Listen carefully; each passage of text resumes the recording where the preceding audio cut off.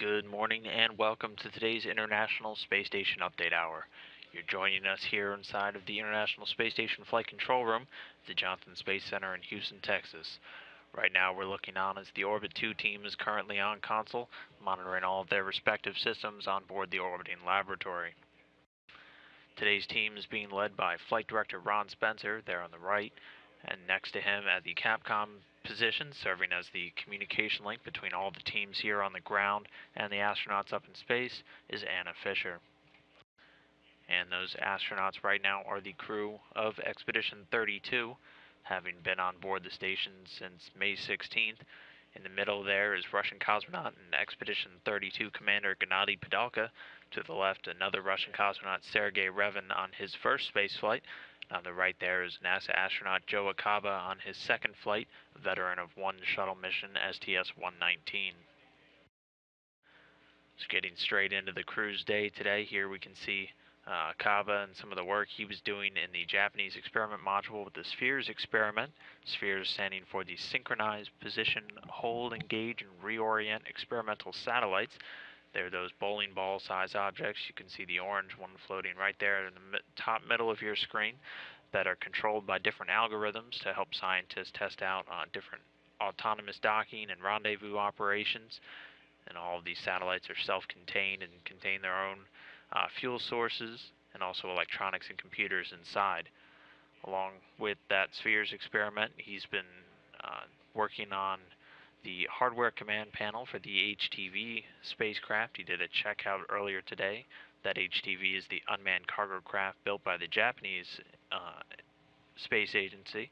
It's scheduled to launch a little bit later this month on July 22nd, and will be delivering approximately 4.6 tons of cargo to the International Space Station. One other task for Acaba today is doing a lens and battery swap on the Earth cam, just one of the Earth observation experiments on board the International Space Station that allows students from around the country to control the camera and use it to document and take a look at different geological features across the planet using controls via the internet.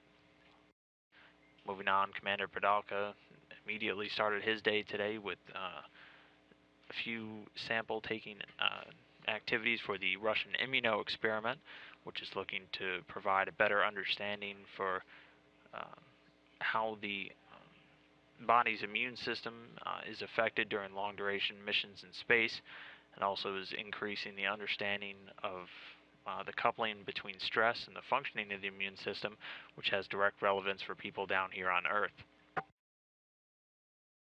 He was also involved in some repair and recovery work on the Russian Vozduk system, which is part of the atmosphere revitalization systems on board the International Space Station.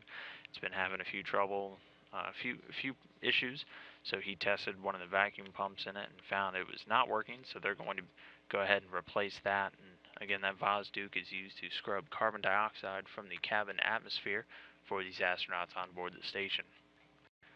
Then our third and final Expedition 32 crew member right now, Sergei Revin, was assisting Padalka in taking some of those samples earlier today for immuno, and is also doing some cleaning work on the ventilation screens inside of the Russian Zarya module, cleaning out some of the interior panels and also a few panels on the gas liquid heat exchanger, and is also doing some routine maintenance on the Russian Electron system, which is one of the oxygen generation systems on board the International Space Station, which splits water apart and then pumps oxygen into the cabin atmosphere.